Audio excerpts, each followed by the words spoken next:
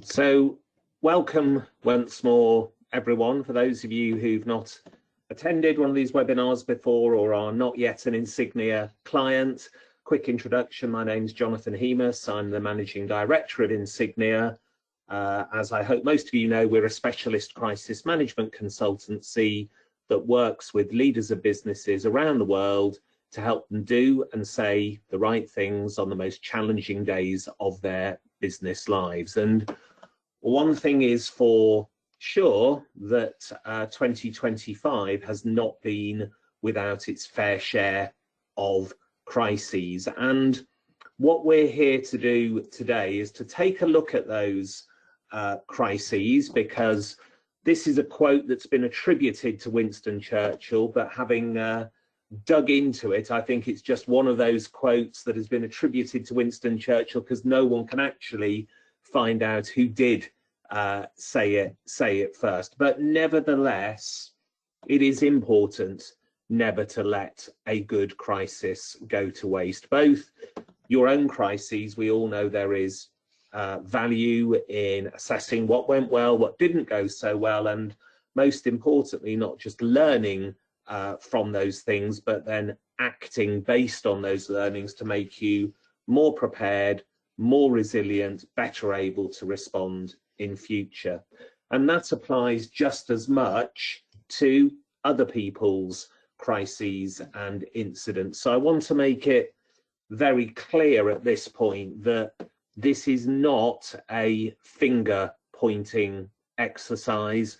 I know better than anyone how difficult and challenging it is to manage a crisis under intense pressure, pressure of time, pressure of stakeholder interest, pressure because of lack of information. So this is not, as I say, to point fingers, but there are valuable learnings from situations that have occurred this year that I think are of benefit to all of us as we look to the new year and look to prepare in a comprehensive and effective manner. So please take all the insights and observations in that light.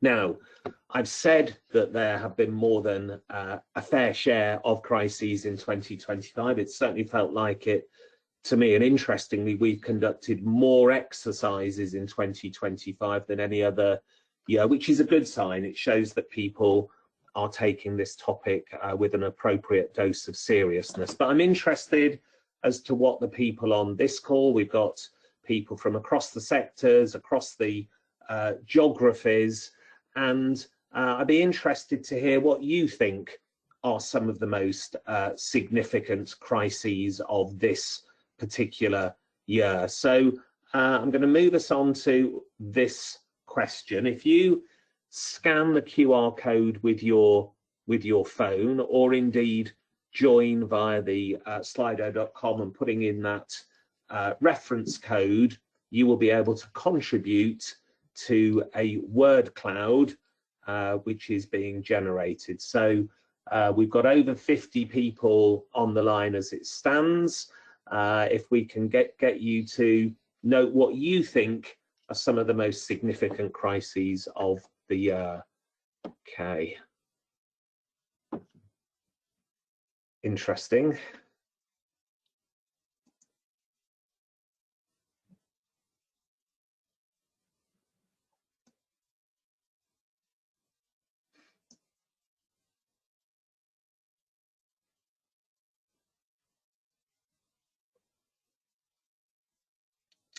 Fascinating. I can see that there are still some people typing.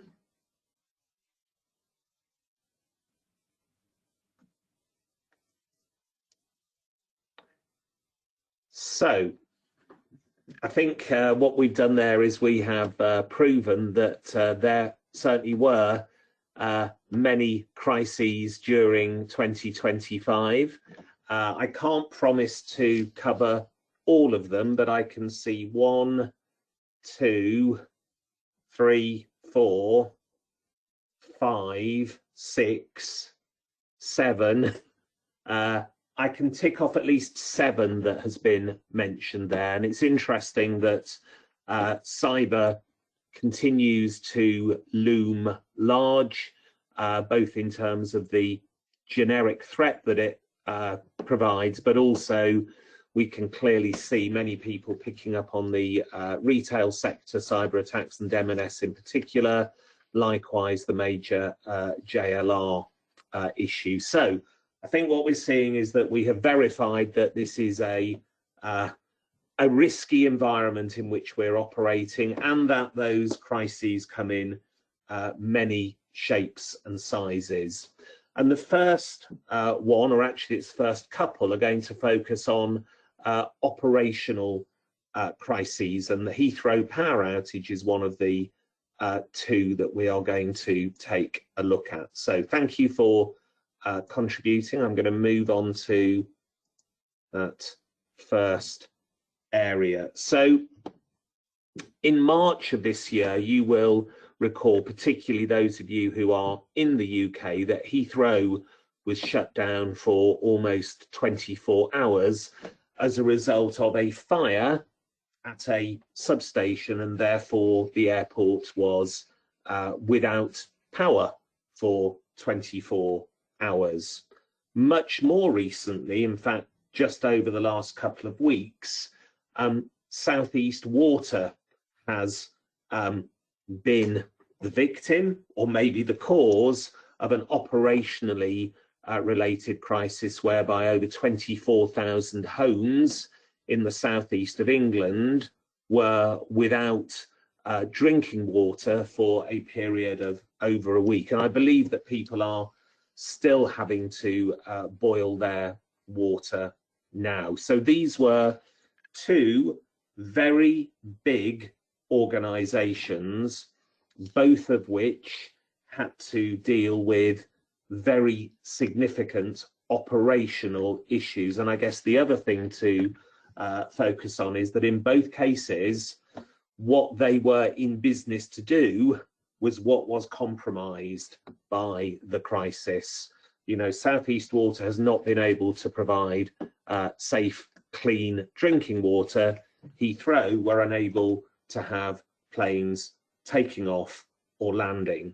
I'm going to touch on it on the next slide, but it's also interesting to note that in both cases there is an operational issue, but the focus of the coverage is largely on people, both the leaders of those two organizations, but also, of course, the people who are affected by those situations, the people who missed important business meetings or who didn't have the family holiday that they wanted, and the people in homes in the southeast who are having to boil their water or go out and get bottled water. So what I'm going to do against each of these crisis types is I'm going to give you 3 learnings. There are many more. They are my learnings, and then against each one I'm going to ask you to add to that. There's a question box as part of the GoToWebinar package. Let me give you my learnings, and if you have others to add, please do so. So in terms of insights and learnings, this is a truism, but it's a truism because it's true.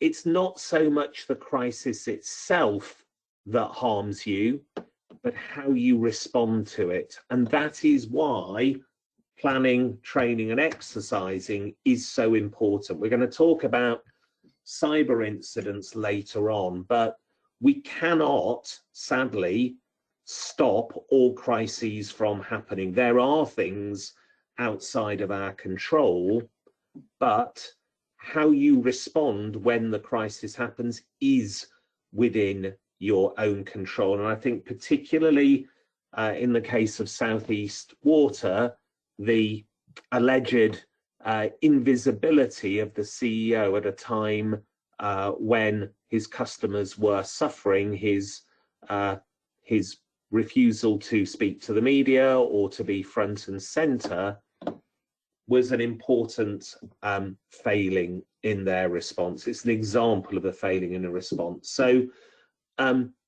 accept that you will face crises, but be ready to respond effectively, because that is what you will be judged on. Second learning, plan for the worst. It was pretty much a worst case scenario for Heathrow to have an incident, a power failure, which stopped them from operating at all, that fundamentally shut the airport down. Likewise, the inability of South East Water to provide safe water to its customers is a worst case scenario, but that is the nature of good crisis planning. It is about thinking the unthinkable. It is about conceiving of the worst case and then planning for it. And I think specifically, we know that on the government's risk register, a serious utility failure caused by whatever is one of the critical risks on that risk register. And the same applies to individual businesses as it does to the whole country. So one of the risks that you should be planning for is complete loss of critical utilities, but there will be other worst cases that are specific to your business that need to be part of your thinking and planning.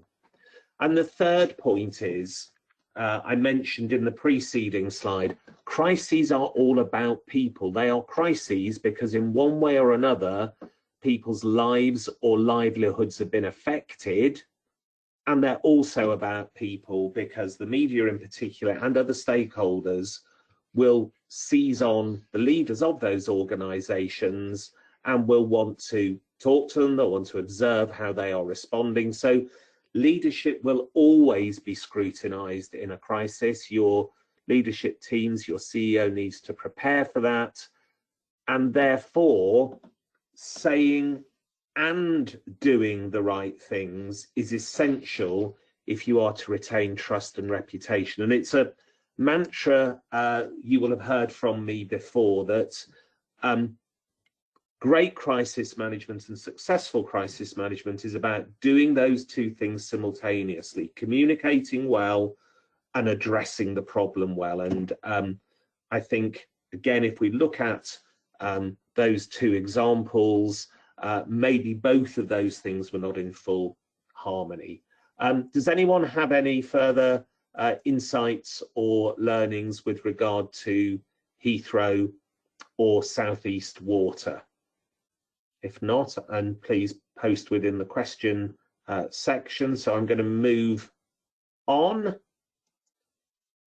So behavioural crises, and someone mentioned in the word cloud the royal family, and so sadly we do have to talk about Andrew and how end of October and during November it finally all fell apart for him, and he lost all of his titles and status. We know for him and for others there will undoubtedly be further allegations and further spotlights when the Epstein files are published. But this is, a very, very high-profile example of a behavioural crisis. So, what are some of the learnings coming out of this? Well, the first thing is that it's important to prepare for crises involving high-profile individuals. Many CEOs these days are high-profile individuals, and even for those that aren't, they may very well become high-profile individuals when a crisis happens. So it's important to prepare for those people-related crises, particularly involving the behaviours of those high-profile individuals within your businesses. Now, that's a bit uncomfortable. It's quite comfortable to prepare for a power outage it's less comfortable to do a major exercise around criminal activity by a senior member of your leadership team, or inappropriate sexual activity of a member of your leadership team. That's hard, but the most enlightened organizations are prepared to consider the worst cases. Not to say that your CEO is a crook, it's to say that your business is populated by individuals. We know that the behaviors and actions and morals and ethics of particularly people in power are under public scrutiny, and we know that if that goes badly wrong, it can destroy not just the individual, but wreak enormous harm to the organization or institution in question. So not shying away from planning for people-related crises. Secondly, it's important to understand stakeholder sentiment and calibrate your response accordingly when in the middle of any crisis, but particularly one that involves misbehavior by high-profile individuals. What this really is about saying is make sure that in the heat of the crisis you are coming out of your corporate bunker and seeing your situation from the perspective of your key stakeholders rather than from inside the bubble. And one could argue that the palace was a little too slow to ultimately take the decisive steps that it did. And that's about understanding the context and the external sentiment. Final point relates to that.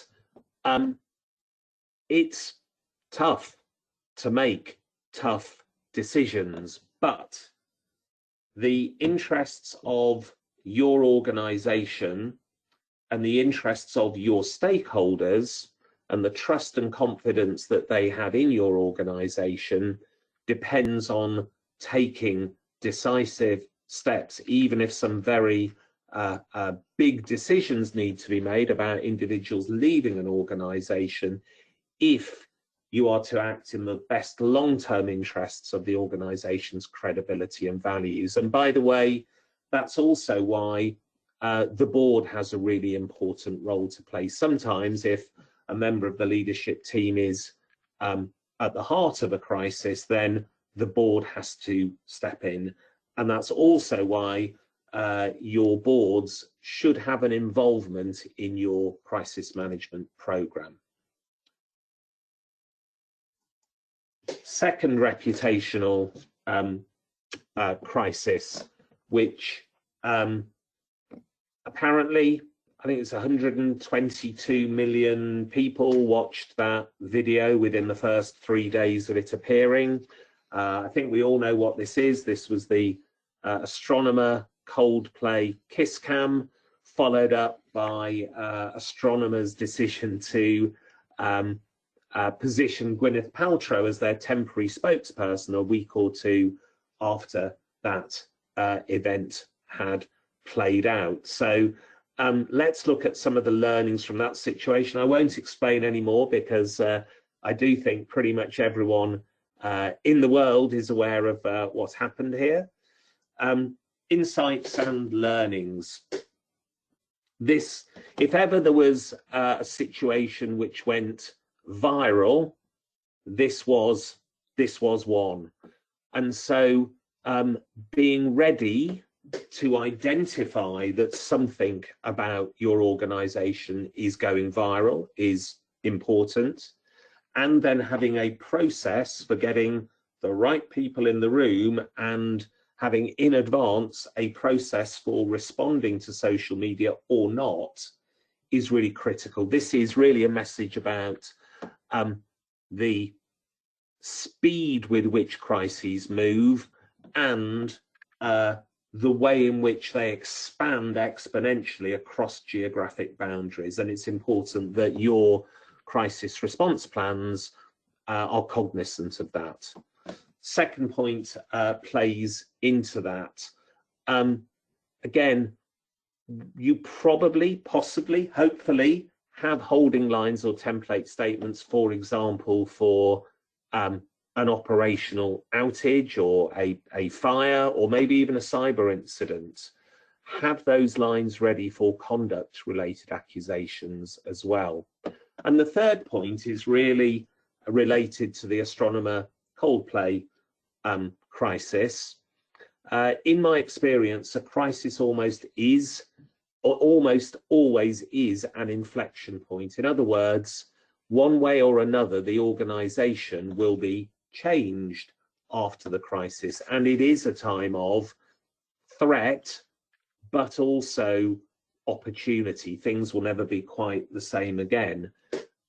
Astronomer were in the almost luxurious position that in many ways this was not a corporate crisis, this was in many ways a personal crisis, but ultimately they saw this as an opportunity to, yes, do what they believed was the right thing in terms of relieving the CEO of his duties, but then grabbing the attention that they had to communicate who Astronomer was, what they did, to a whole new audience was a really interesting article in creating opportunity out of crisis. And I see we do have a comment here.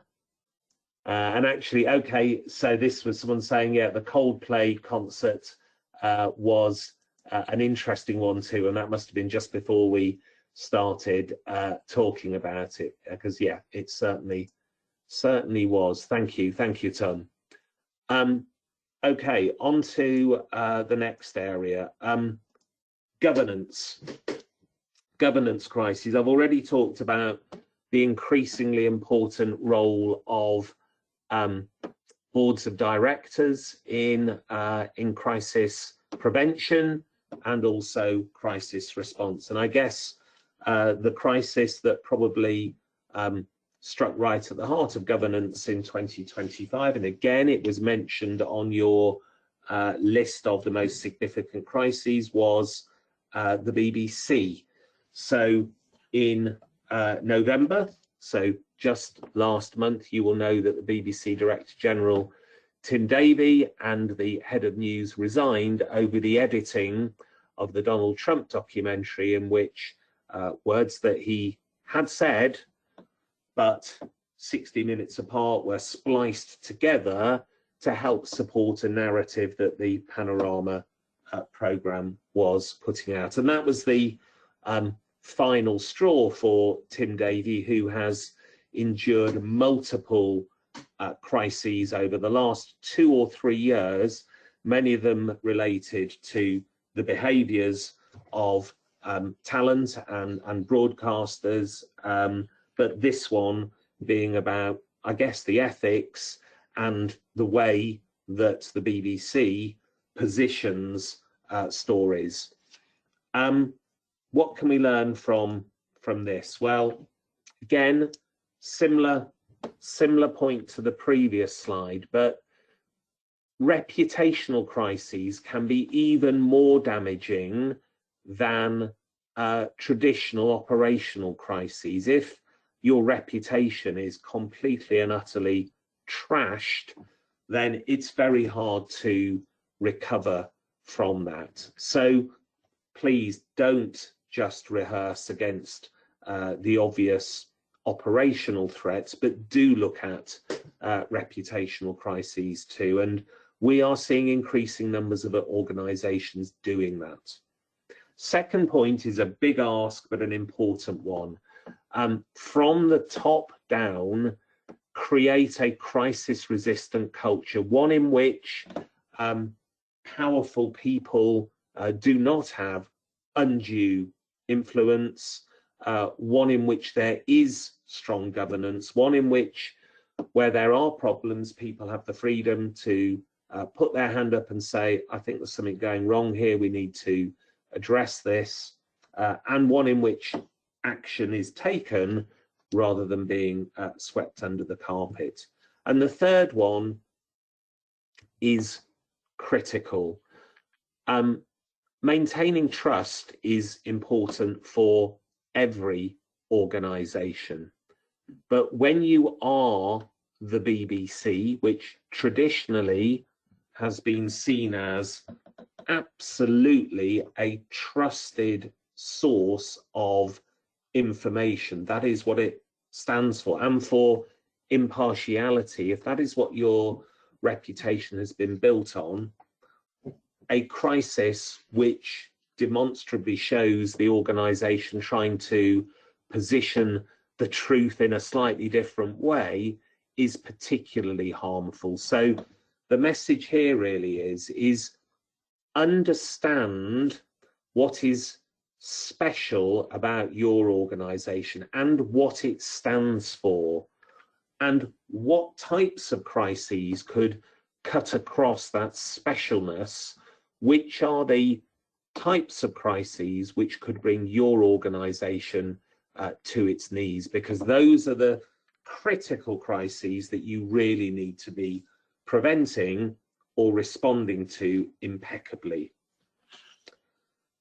Let's move on to financial crises. And again, if anyone has any comments on the crises that I'm talking about, please do feel free to post to the question box. Financial crises, and I guess a financial crisis here in the UK that's been rumbling on for a number of years now is Thames Water, one of the biggest utility and water companies in the UK, and which has been facing collapse for a number of years now, and during 2025 had a number of further challenges, including a fine, including regulatory attention and criticism over paying out larger dividends whilst not actually improving the quality of their service. What are some of the learnings from that? Well, as I mentioned, Thames Water has been in crisis for a number of years now, and it must be a thankless task for people working for Thames Water to, in some way, keep waking up every morning and going into work. So that situation has been rumbling on for years and years. Invest in crisis prevention and preparedness. Better not to enter the crosshairs in the first place than have to grapple with a long-lasting crisis for extended periods of time. And doing that means really viewing crisis management as a strategic business imperative, not some kind of bolt-on. For Thames Water, it absolutely is a strategic business issue right now. One of the other learnings I would suggest is that when you are under siege or just in the middle of a traditional crisis, ruthlessly prioritize your stakeholders. So Thames Water are getting criticism and attention from all sides, whether they're politicians, journalists, investors. Everybody has a view on Thames Water and everyone is demanding their time and attention. In a crisis, you won't be able to give everybody an equal share of the time you have available. So ruthlessly prioritize who you need to focus your attention on most.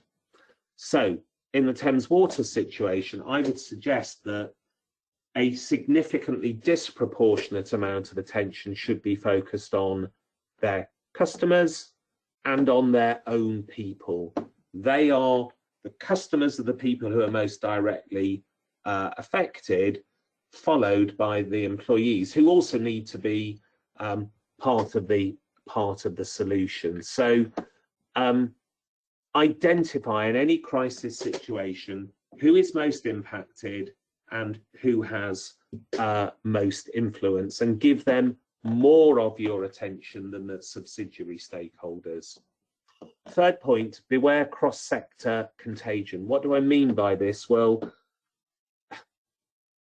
there is a lot of focus on the water sector in general at the moment. So Thames Water's having a really bad time. As we heard, South East Water has been having a bad time of late. But whatever sector you're in, don't think that a crisis for a competitor is good news. It is likely to bring unwanted attention on you as well.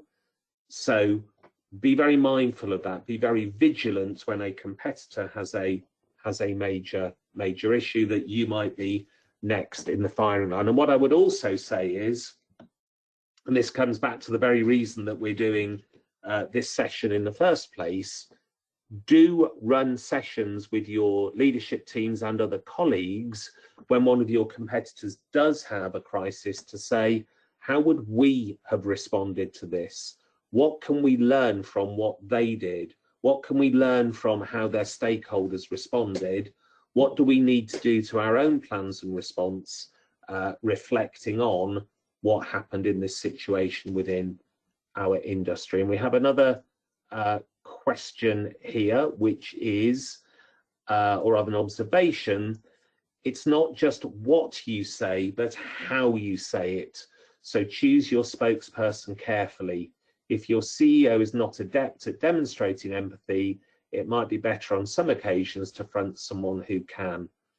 Absolutely. Fundamentally, unless it is a crisis of the most serious magnitude, and we are talking probably about fatalities there, then the media and other stakeholders will be demanding to hear from someone from the business, but it doesn't have to be the CEO. As Kirsten said, it is much better that it is someone who is equipped to communicate the right messages, but also in the right way.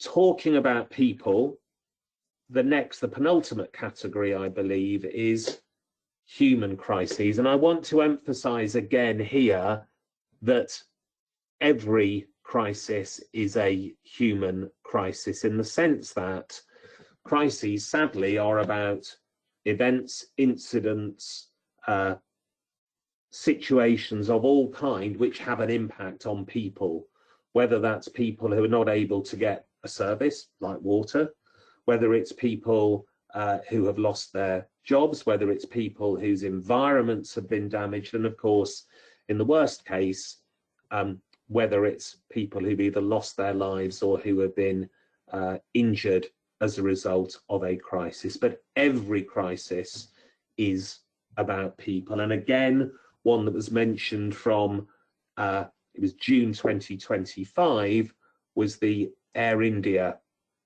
crash.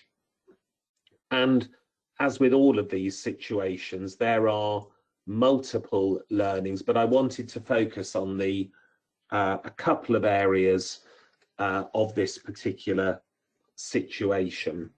So I was following this situation on the day, and an example on the left, you will not be surprised to hear, and will have seen people yourself, that literally within the hour there were aviation experts who were giving their analysis of why the aeroplane had crashed. Now, as it stands at the moment, there is no final outcome of the investigation that's going on, which is a source of great frustration to many people. But the only thing that is true is that most of what is said in the first few hours of the crisis turns out not to be true. The gentleman on the right-hand side, I'm sure you will know, or at least guess who this is. This is the sole surviving passenger from the crashed Air India jet. The reason I wanted to talk about him is that, as you see from this image, he was interviewed in his hospital bed. His brother was interviewed at home in the UK on the same day as the crash happened, and other members of his family had perished in the crash.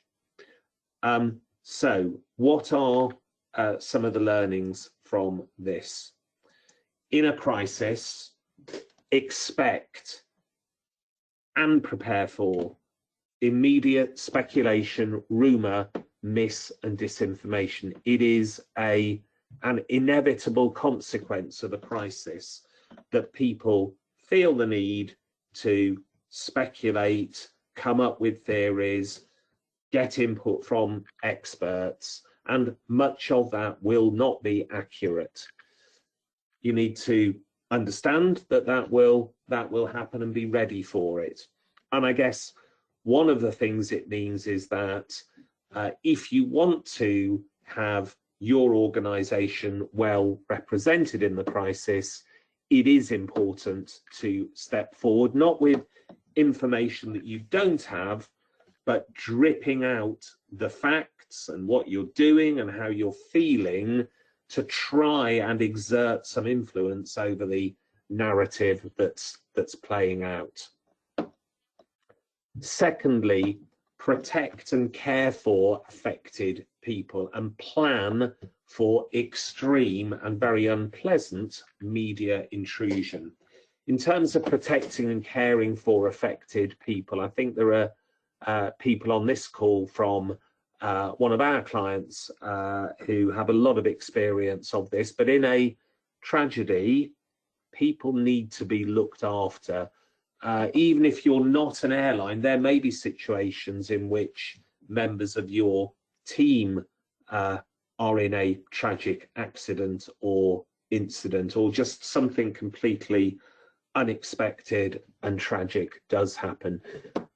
Be ready to look after those people, have third parties identified who can step in and support you with that, because ultimately they are the most important people of all.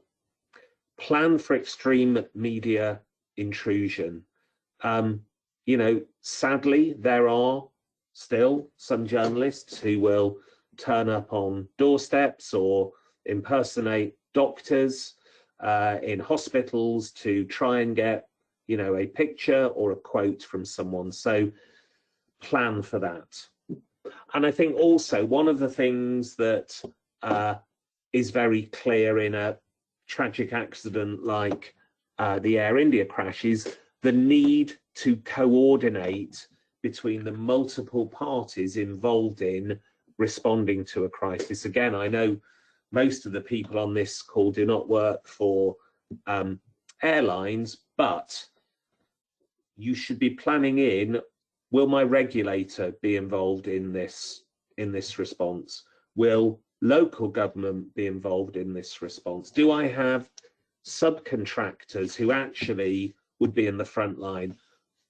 Think ahead beforehand. Who are those interlocking parts that would also be involved in and maybe talking about or responding to your crisis that you need to align with beforehand? I'm going to move into the final category of crisis types. Again, do please feel free to post questions. And it is cyber crises. I guess the first thing that I wanted to say about cyber crises is that clearly they remain prevalent and clearly they are continuing to do serious harm to a whole range of organizations. But I guess the other thing I would want to say is cyber crises are not the only crises in town. So please, I'm going to talk about it, please do plan and rehearse thoroughly for cyber attacks, but please don't do that to the exclusion of all other risk types. So who are we talking about? Well, these two have both been mentioned, and the reason that I include these two slides are again, the first message really is that cyber attacks have or can have significant financial impact. The JLR attack reputedly is the one that has caused the most economic damage to the UK of any cyber attack to date. And in terms of M&S, we know that in terms of their share price, their profits and their revenue were massively adversely affected by the hack. So cyber attacks are having significant business and financial impact. I want to move on to that. I want to say move away from the business and financial impact and also talk about the communication challenges of a cyber incident. And we know that they are significant. And here are two sides of the coin here. The image on the left is one of the letters to customers that the CEO of Marks and Spencer sent out in the days after the attack. It is very well written. It is very well judged for him to send it, and that communication continued throughout the crisis. This is a very good piece of communication. But what really surprised me, because I hadn't seen this before, was the clip on the right-hand side of this slide where the cyber attackers themselves engaged directly with the BBC because they felt that M&S were not characterizing the reality of the attack correctly. So they decided to take it upon themselves to communicate directly with the journalist, provide their side of the story as to what was going on and as to what M&S was and wasn't doing. I hadn't seen this happen before, but I think we can expect that this could be a trend which increases, the cyber attackers actually trying to shape the narrative and put the organization further on the back foot, not just from a technological point of view, but also from a communication point of view. So what are some of the learnings and insights from cyber attacks that we've seen this year? Well, if we didn't know it before, it is clear from the magnitude and the impact of some of those attacks that cybersecurity absolutely is a strategic business issue, and therefore getting the C-suite engaged before the event, getting them to understand their role in that situation, getting them to understand the ramifications of their decisions, getting them to wake up to the operational and financial impact of a serious ransomware attack is vital, because what we do know is those that have been through a cyber attack and ultimately emerged the other side, they all kind of wished that they'd taken it a little bit more seriously beforehand, particularly at a strategic level. I think technologically that is already happening. There are also considerations at both ends of the supply chain to consider. There is strong suspicion that the retailer attacks were as a result of a key supplier to multiple organizations being compromised through social engineering. So doing everything you can to make sure that your key suppliers have their cyber assurance in place. And secondly, we also saw in the JLR case that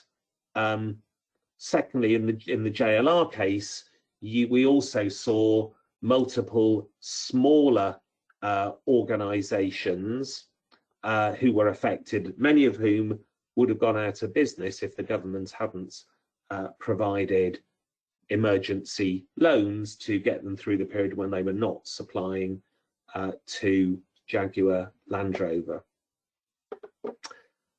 Thinking the unthinkable ahead of the crisis, determining the minimum viable business. And Sarah's asking, how do you recommend determining that? That's a big question, Sarah, that we probably haven't got time to cover here, but I do think the senior leadership team really sitting down and agreeing and understanding what that is, and also, you know, which are the critical systems which need to be restored first, rather than having to figure that out when the crisis is happening, is really critical.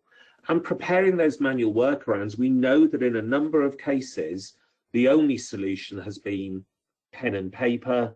Let's have a think about how that pen and paper approach, or something a bit better than pen and paper approach, could work in the reality of a crisis. Alex is asking, you used to have a really good slide that showed how well companies recover from crises after good or bad management of these crises. Does this still stand as such, as evidence is key to developing support for internal crisis management planning? Well, I would say this, wouldn't I? But yes, it absolutely does still stand. That research is continually being updated, and there is, real hard evidence that what you do and say, particularly in the first 3 days of your crisis response, will determine value protection or value erosion, depending on whether you get it right or wrong. It's what you do in the aftermath of the crisis that really counts.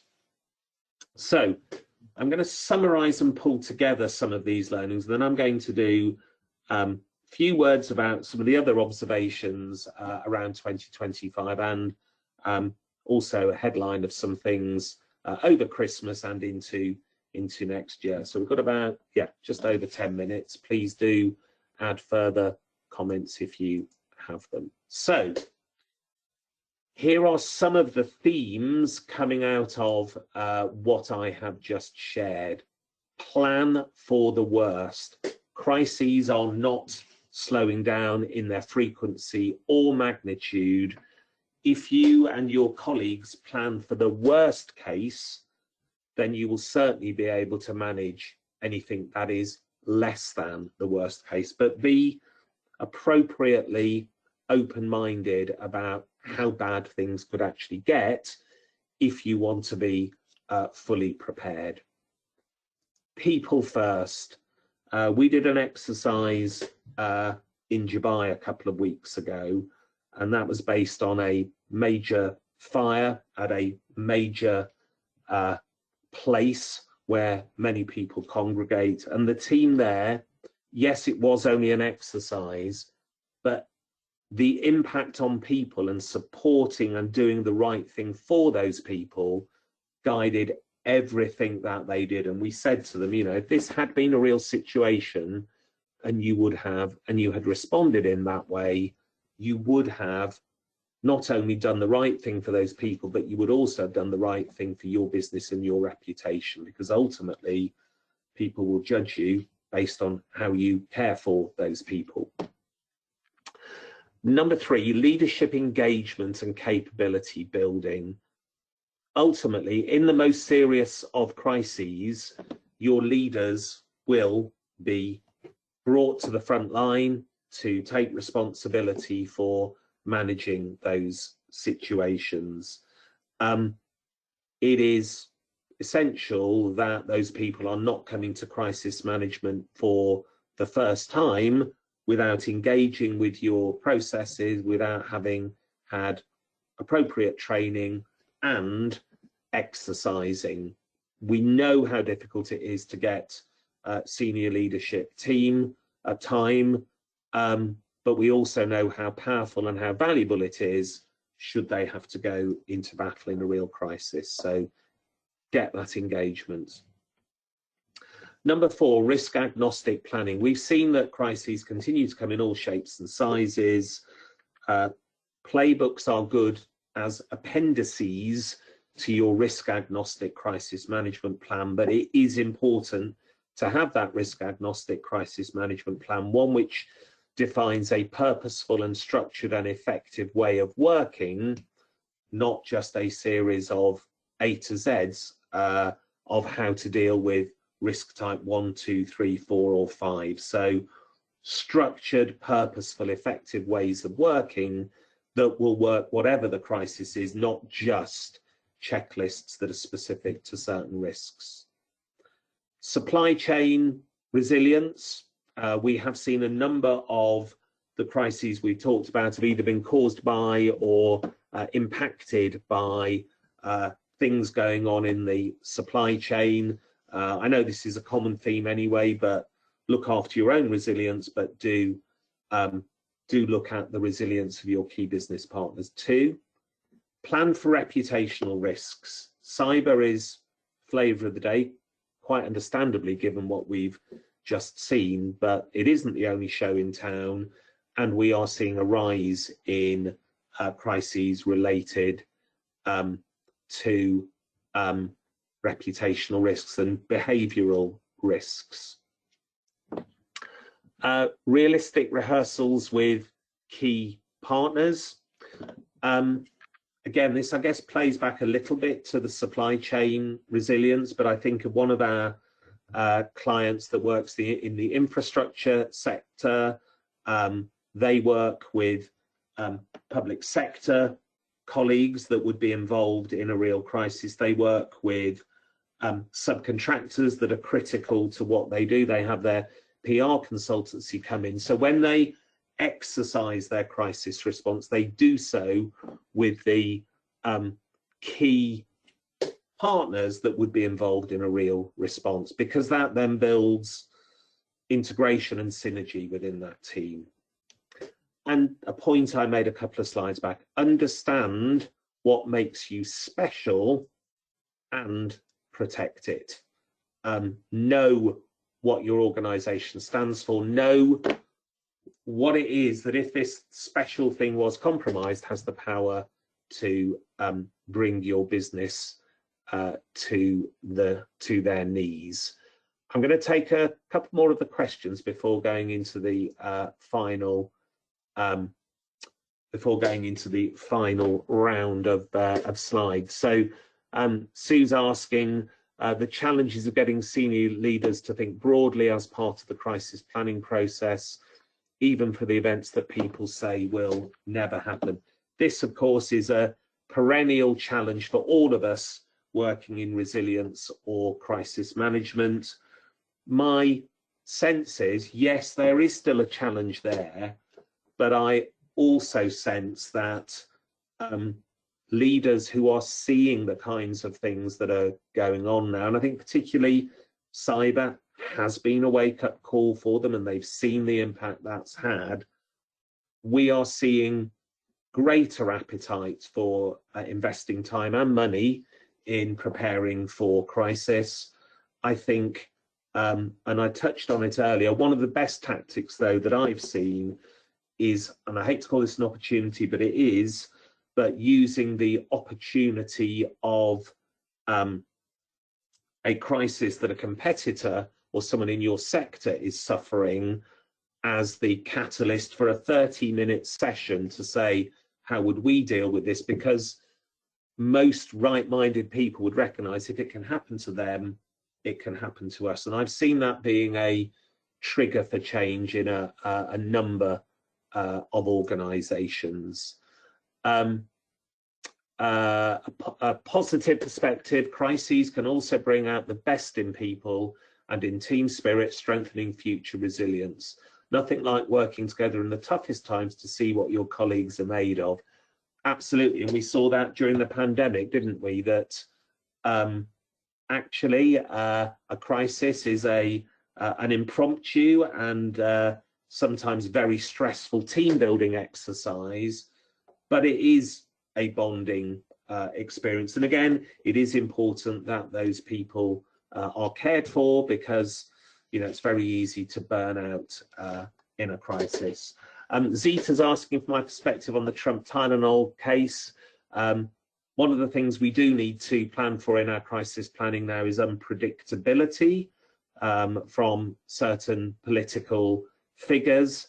I could wax lyrical, Zita, but sadly I have 4 minutes left to get through my final few slides, so I'll take the 5th on that particular one. Harry's saying, will the recording of this webinar be shared? Yes, it will. So I'm going to go through the final few slides. I want to be ever so slightly self-indulgent here. Many of you, because there are lots of clients on this call, but there are lots of people who are not. I just wanted to share moments of pride for Insignia in 2025. 2 big things happened. One, we were named as Consultancy of the Year at the CIR Awards, which was gratifying. 2, in October, Insignia became an employee ownership trust, so that our team will be the beneficiaries of the business. For clients, though, that was also really important, because we feel that we do things differently to other consultancies, and as we look to the future, we wanted to make sure that what made Insignia different and special and the unique characteristics were protected. So they were both proud and important moments for us. But more importantly, as I reflect back on the year, is kind of why we are here in the first place. And Insignia is here in the first place to continue to pursue its mission, which you can see here. We believe that all organizations should be ready to prevent or overcome crises so they can avoid the damage to lives, livelihoods, business and reputation caused by mishandled crises. And I put this up because that is why we're here. I'm guessing it may very well be why many of you do what you do. When people get crisis management wrong, it harms not just them, but it has the power to harm many of their stakeholders too.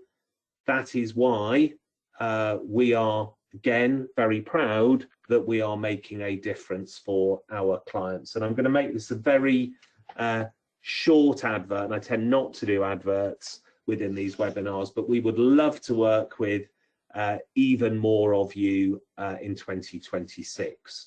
Before 2026 comes along, I have some alternatives to Christmas TV for you. 3 different formats that I came across during 2025. The Netflix film A House of Dynamite, which is about a nuclear attack on the United States. 13 Minutes to the Moon, which is a podcast about the Houston We Have a Problem mission.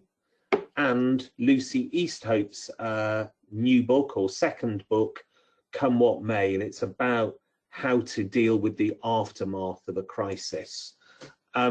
Why do I like these? Well, I guess that the link again is people. House of Dynamite, I'll be honest with you, I don't think it's one of the best films ever, but it is about people operating in crisis. And one of the big messages that comes out of it is, you know, ultimately, human beings are going to have to make some big decisions, and they bring all of their prejudices, problems and context to that decision making in crisis. It's worth watching. And say, I don't promise you that it's the best film ever, but I think it is an important watch for crisis management professionals. 13 Minutes to the Moon, there's a brilliant episode where Mission Control is first dealing with the problems that they're having on board Apollo. There's real recordings of what goes on. It's a fascinating listen as to how a well-drilled team can apply process and methodology to dealing with the unthinkable. And Lucy Easthope's book really reminds us again that the crisis isn't over when it's over. There's a lot of care to be done for the people affected by it in the days and weeks afterwards. Our next webinar takes place on the 27th of January. We'll be joined by Rebecca Harding, who's former Chief Economist at UK Finance and advised the Treasury Select Committee, to talk about geopolitical and geoeconomic risk. Should be a really interesting session. Invites will be coming out early in the new year. If you'd like to check out your own crisis preparedness and maybe make some New Year's crisis resolutions, please do take our crisis proof scorecard. And if you would like a chat a coffee, further information, or anything else, please do feel free to give me a ring, send me an email. There will be a recording of this session after the event being distributed with my contact details on there. But thank you so much for joining us today. Thank you for those of you who've been on all 6 webinars this year. I wish you not just a crisis-free afternoon, but a crisis-free rest of 2025. And I hope we all come back reinvigorated and ready to meet the challenges of 2026. Thank you very much, everybody.